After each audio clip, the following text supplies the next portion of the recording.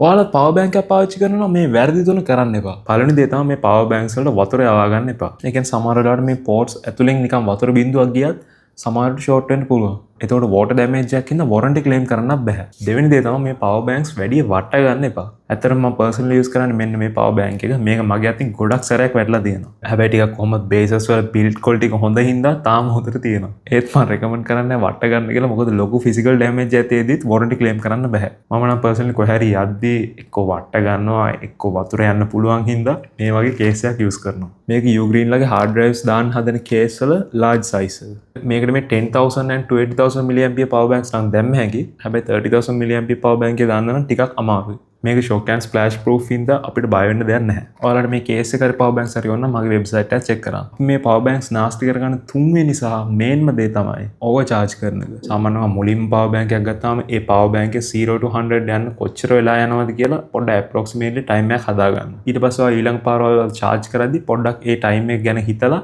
charge කරන්න. මොකද මේ 100% අපිට ගොඩාක් වෙලා charger එක ගහලා තියෙද්දි බැටරි එකට ඉෂුස් එන්න පුළුවන්. එතකොට තමයි පවර් බැංක් එක අර ඉදිමිනවා කියන්නේ. ස්පෙෂලි පොඩ්ඩක් බ්‍රෑන්ඩඩ් පවර් බැංක්ස් වල නම් ටිකක් ඒක ගතිය අඩුයි. හැබැයි ලෝ ක්වොලිටි පවර් බැංක් එකක් යූස් කරනවා නම් ඒක ගැන ගොඩක් සැලකිලිමත් වෙන්න. ඒ වගේම ඔයා දැන් අර මම කලින් කිව්වා වගේ ඉදිමෙච්ච පවර් බැංක් එකක් යූස් කරනවා නම් ඒක යූස් කරන එක නවත්තන්න. මොකද ගොඩක් අය කියනවා ඒ වගේ ඉදිමෙච්ච පවර් බැංක්ස් හෙන රිස්කි කියලා. ඉතින් ඔයාලගේ පවර් බැංක් එකත් කී පාරක් වැටලා තියෙනවද? එහෙම එච්චර ලොකු කේස් එකක් ගියේ නැද්ද? ඔයාලගේ එක්ස්පීරියන්ස් එක ඔපිනියන් එකත් කමෙන්ට් එකක් දාන්න. මොකද ඒක අපි හැමෝටම වැදගත් වෙයි.